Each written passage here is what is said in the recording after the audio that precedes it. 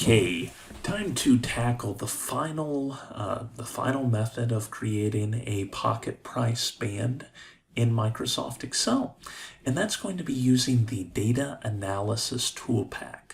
Now, the built-in histogram chart is only available in Microsoft Excel 2016 or later. If you have an older version of Microsoft Excel, you'll have to use the Data Analysis ToolPak if you want to use a built-in Excel solution. However, keep in mind that both the Data Analysis ToolPak and the built-in histogram chart both suffer from the same shortcoming of you cannot weight your observations by any of your other marketing variables. You can't weight it by pocket revenue, for instance.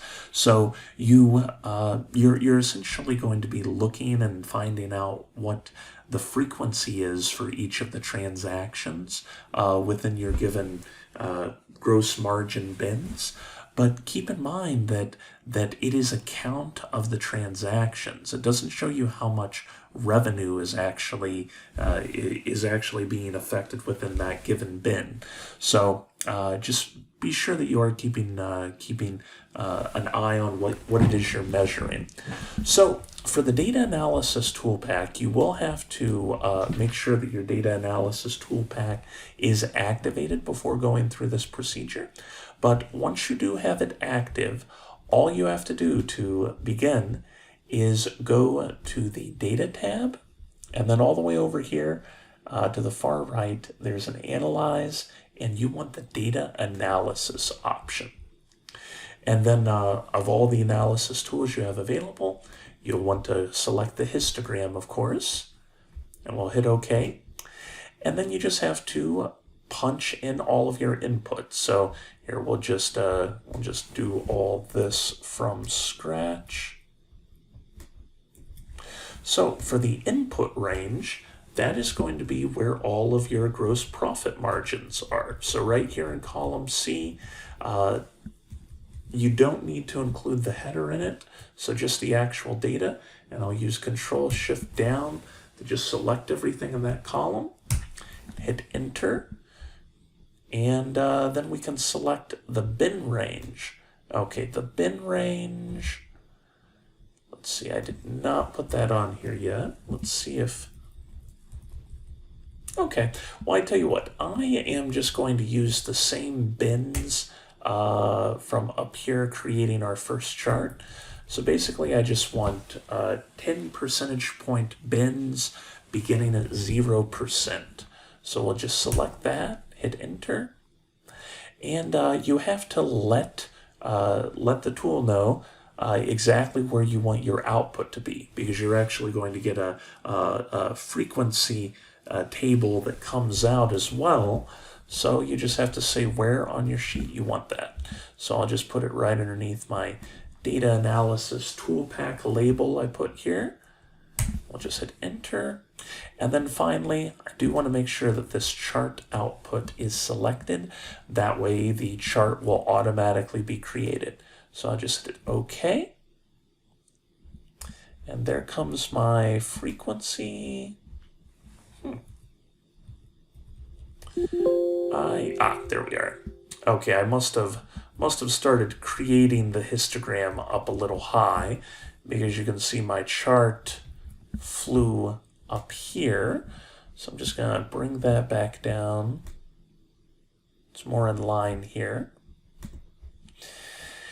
And let's see. Well, here we can actually just move this out. See how it compares to our pre-existing histogram.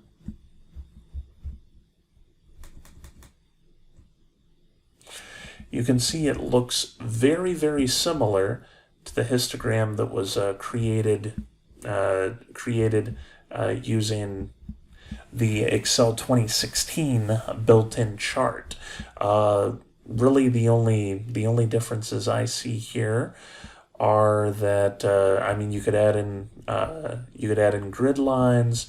You could make these bars a little thicker, just because they're there is there are no gaps between these bins. It is continuous. They're adjacent to each other. They butt right up next to each other.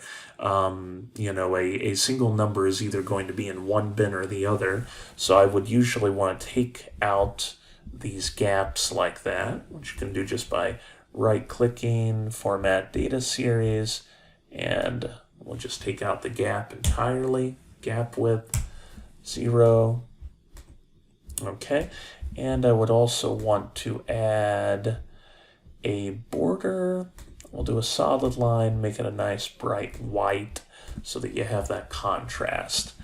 And let's see, just with that change, you can see that that brought these almost into complete alignment.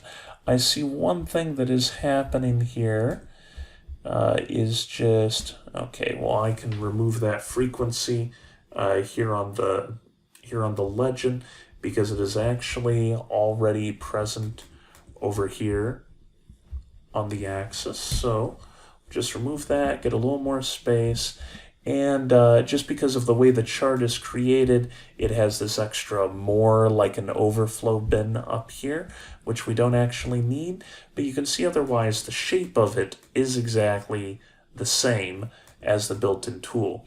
But once again, I would highly recommend that you are using the sum ifs long method, just so because you are able to weight it by pocket revenue, so it will give you more meaningful results.